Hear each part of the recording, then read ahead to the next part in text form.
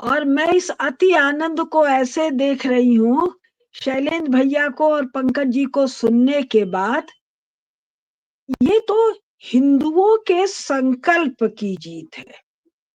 जैसा मिश्र जी ने बताया कि हिंदुओं के लिए काम करने वाली संकल्पित पार्टी भाजपा नहीं है, मोटी मोटी बात जो मैंने समझा। इसके बावजूद जब हिंदुओं को समझ में आया 4 जून के बाद 3 हिंदू विरोधी शक्तियां, मियाँ लोग, चर्च वाले लोग और कम्युनिस्ट लोग, मूल बदमाशी, मूल खोपड़ी कम्युनिस्टों की है और चर्च की है, और उसके टूल ये मियाँ हैं। तो इनका जब उत्पात भयंकर हो गया तो हिंदुओं ने निर्णय किया कि इनसे तो मुक्ति पाना आवश्यक है। उन्होंने भाजपा को वोट दिया। मैं, लोग कहते हैं जरूरत से ज्यादा आशावादी हूं, लेकिन मुझे निराश होने का कोई कारण नहीं दिखता। भाई कोई भी राजनैतिक दल हो, और अभी हम बात कर रहे हैं भाजपा की, भाजपा मैदान में क्यों है? हारने के लिए थोड़ी चूहों से, जीतने के लिए है। तो अगर 2014 के बाद का भी वोटिंग पैटर्न देखें तो उसके वोटर कौन है? उसके वोटर ये तीनों नहीं है। और इन तीनों में साम्यता क्या है? ये हिंदुओं, हिंदू धर्म, हिंदू समाज, हिंदू संस्कृति के बर्बर नाश के लिए न केवल संकल्पित है, वरन निरंतर घोषणा कर रहे हैं और सार्वजनिक जीवन में घृणित व्यवहार कर रहे हैं। जैसे सरतन से जुदा वाला नारा, जिस पर सुप्रीम कोर्ट ने कुछ नहीं किया, जिसने हिंदुओं को उद्वेलित किया। अभी जो बंबई पर भीड़ लेके चढ़ाई किया, उसने उद्वेलित किया। बांग्लादेश वाले मामले ने उद्वेलित किया। ये जो लगातार थूकने का हिंदू धर्म स्थलों को, हिंदू जीवन पद्धति को बर्बरता पूर्वक अपमानित करके नीचा दिखाने का सार्वजनिक उपक्रम चला, और वक्फ के नाम पर जो राज्यद्रोह और देशद्रोह का काम कांग्रेस पार्टी ने किया, उसके लिए मुझे तो पूरी उम्मीद है कि भाजपा, मोदी जी इनको दंडित करने का कोई उपाय अवश्य करेंगे। किसी देश में ये हो सकता है कि सिद्धि विनायक मंदिर को कहें जी हम, हमारा वक्फ है, यानी हमको दान में मिला हुआ जगह है। ऐसा कानून बनाने वाले दोष के पात्र हैं। तो जो मेरा जो उम्मीद है, जो पंकज जी को नाउम्मीदी दिखता है, कि भाई ये राजनैतिक लोग हैं। राजनैतिक लोग जीतने के लिए हैं। जीतने के लिए सत्ता जीतना क्यों चाहते हैं? सत्ता में आना चाहते हैं। तो भाई जब 80% हिंदू इस देश में बैठे हुए हैं, ये डेमोक्रेसी जो यूरोपियन पद्धति की डेमोक्रेसी है, जो अपने अपने वोटर के लिए काम करने को मंच से घोषणा करने का इसका पद्धति है, तो ये भाजपा किस चक्कर में पड़ गई भाई? ये संघ वालों के चक्कर में पड़ गई क्या? संघ वालों का कार्य राजनैतिक है, जिसको महाभारत में, रामायण में जिसको राजनीति कहा है, वही काम राष्ट्रीय स्वयंसेवक संघ का है।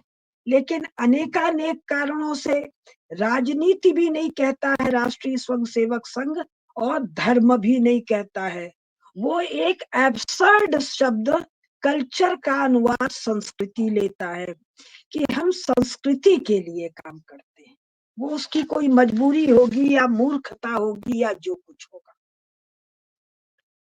वो हिंदुओं के लिए काम करने का हिंदू संगठन बना, और भाषा, अगर उसके भाषा और पदावली से, और ये भी अभी 10-15 साल में बिगड़ा है, जो नए सरसंघ चालक मोहन भागवत जी हैं, इनको, क्योंकि भाई पूजनीय सुदर्शन जी के समय तक ऐसा कोई रंग ढंग हाव भाव संघ का नहीं था। मोहन भागवत जी तो उस वक्त उपस्थित थे ना, तो ये लाइन उन्होंने इंडिपेंडेंटली ली है। क्यों ली है? कई तरह की बातें हैं, सब सही हो सकता है, कुछ सही हो सकता है।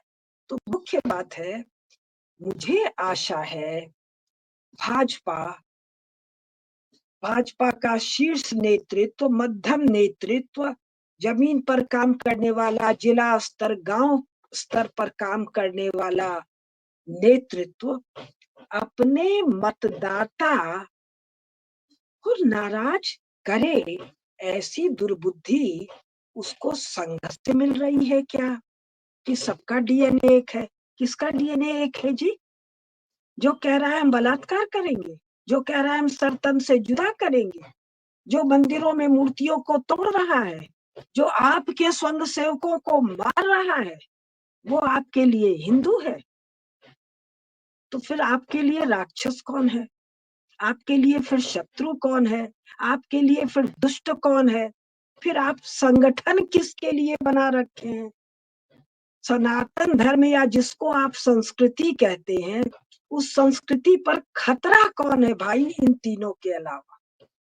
और चर्च और वामपंथियों का औजार या एजेंट या वर्कर तो मियाँ लोग ही हैं। तो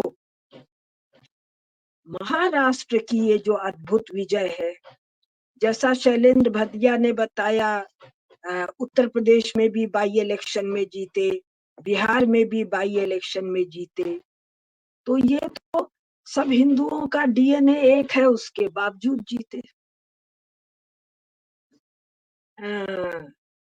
सबका साथ सबका विकास के बावजूद जीते। क्यों जीते? क्योंकि हिंदुओं ने तय किया कि हम अपना सर तन से जुदा करने वाली शक्तियों को पराभूत करेंगे। मेरा निश्चित मानना है कि भाजपा के लोग बहुत ही बुद्धिमान लोग हैं। किसी भी कारण से झुकिए, आगामी वर्षों में अपने सुनिश्चित विजय के लिए अपने मतदाताओं के पक्ष में, यानी हिंदू समाज के पक्ष में, सभी संविधान सम्मत, विधि सम्मत, धर्म सम्मत, समाज की परंपरा के सम्मत कानून बनाएंगे, व्यवस्थाएं बनाएंगे, उपाय बनाएंगे, दंड विधान बनाएंगे। और जैसा कि शैलेंद्र भैया ने बताया, राज्यसभा में बहुमत है, तो फिर धड़ाधड़ कानून बनाने में क्या दिक्कत है? पिछले 30 साल में गठबंधन की सरकारें थी, यानी कांग्रेस के पास संसद में बहुमत नहीं था। ये जितने भी राष्ट्र के पैर में ब्रेक डालने वाले कानून बने हैं, कांग्रेस ने अल्पमत में रहते हुए बनाया। तो भाजपा लोकसभा और राज्यसभा में बहुमत में आने पर अपने भावी विजय को सुनिश्चित करने के लिए, यानी कि 2029 के चुनाव और बीच के सब चुनाव में अपने विजय को सुनिश्चित करने का प्रयत्न क्यों न करेगी? वो क्यों गो हत्या इसी नवंबर वाले सेशन में इसका बिल क्यों नहीं लाएगी? गो हत्या करने में किसको आनंद है? संघ को आनंद है, भाजपा को आनंद है, या चर्च को, मियाँ लोगों को और कम्युनिस्टों को आनंद है? और मैं मिश्र जी से भी एक नन्हा सा निवेदन करना चाहूंगी, ये जो विपक्षी दल हैं, ये कौन है भाई? कांग्रेस में कैथोलिक चर्च की वो सोनिया बैठी है, उसका बेटा बेटी सब कैथोलिक चर्च का है, सारे इम्पोर्टेंट जो है नाम हिंदू है, सब ईसाई है। बाकी दल जो हैं वो किस चीज के लिए काम कर रहे हैं, जो एक डीप स्टेट नाम का चीज है, यानी वो प्रभावशाली ग्रुप जो अपनी योजना के लिए धन शक्ति तरह तरह की व्यवस्था करने में सक्षम है, वो न केवल विपक्षी दलों को वरन भाजपा के समर्थन वाले संगठनों और समूहों में भी महत्वपूर्ण लोगों को बरगलाने का सामर्थ्य रखते हैं और उनको बरगला कर हिंदुओं का नाश करना चाहते हैं। तो ये कहना मेरी समझ से बहुत ठीक नहीं है कि विपक्षी दलों का मत ही भ्रम हुआ ना भैया। विपक्षी दल जिनके लिए काम कर रहे हैं और उनका प्रयोजन क्या है, उनका प्रयोजन धन शक्ति प्राप्त करना है। उनको सो कॉल्ड जो डीप स्टेट है, जो भारत द्रोही शक्तियां हैं, जो हिंदू द्रोही शक्तियां हैं, जो सनातन द्रोही शक्तियां हैं, उनके ये एजेंट हैं। इनका डिक्लेयर्ड काम है नाश कर देना।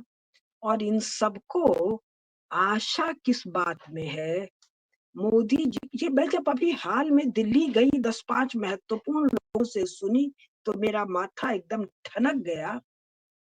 उनकी तो भाषा भी अभद्र थी कि 10 साल तो हो गया, ये तो 75 होते होते रिटायर हो जाएंगे। तो मैं कहा नहीं भाई, ये तो 5 बार शपथ लेंगे और मेरे अनुसार कम से कम 5वें में 34 में जो शपथ लेंगे, कम से कम 2036 तक ये प्राइम मिनिस्टर रहेंगे, ऐसा मेरा इंट्यूशन है। और जो एनालिसिस है वो ये है कि जब तक वो जीवित रहेंगे वो प्रधानमंत्री रहेंगे। तो ये जो जोश भरा था 2024 के इलेक्शन में सो कॉल्ड डीप स्टेट और उसके एजेंट्स को, कि एक पता नहीं ये कहां से नरेंद्र दामोदर दास मोदी आ गया जो हमसे हैंडल नहीं हो रहा है। लेकिन ये तो हो गया भाई 10 साल, तीसरी बार चले जाएंगे। जीत भी गए तो 75 साल की आयु होगी तो चले जाएंगे। फिर तो खुला खेल फर्रुखाबादी हम लोगों का होगा। न तो मोदी जी कहीं जा रहे और न भाजपा में 2036 और 38 के बाद लीडरशिप की कमी है, और न भाजपा में हारने की कोई इच्छा है, और न भाजपा के नेताओं में ये टटपुंजिए कांग्रेस सपा बसपा ममता के द्वारा पद दलित होने की इच्छा है।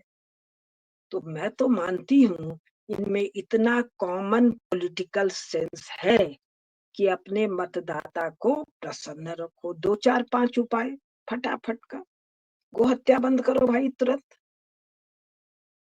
गो हत्या अगर बंद ये लोग नहीं करते हैं तो किस पाप के भागी हैं? अपनी माताओं से पूछ लें, अपनी पत्नियों से पूछ लें, अपनी दादी बुआ मामी संत महात्मा अपने घर के बड़े बुजुर्गों से, और ये स्वयं बड़े बुजुर्ग हैं, ये पूछ लें। एक दूसरा, हिंदू मंदिरों को तुरंत सरकारी नियंत्रण से मुक्त कर देने में कहाँ विरोध है भाई?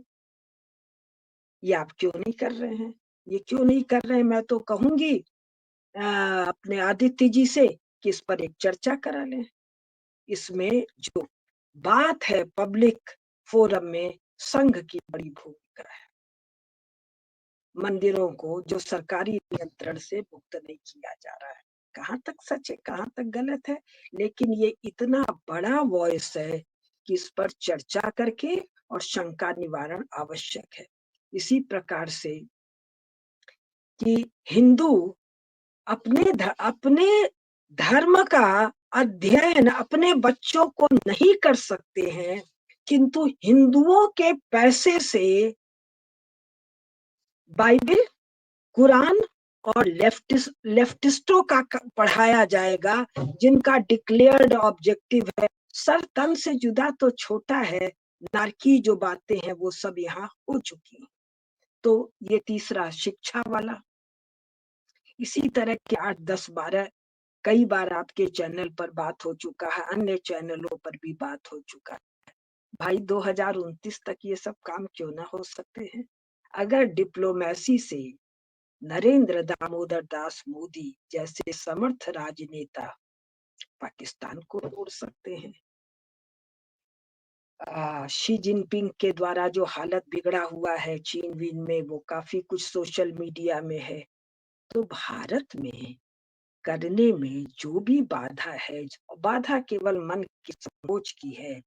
अगर 2029 तक ये 5, 7, 10 काम जो सहजता से हो सकते हैं, ये अगर हो जाएं, तो 29 कौन रोक लेगा, 34 कौन रोक लेगा और 39 कौन रोक लेगा?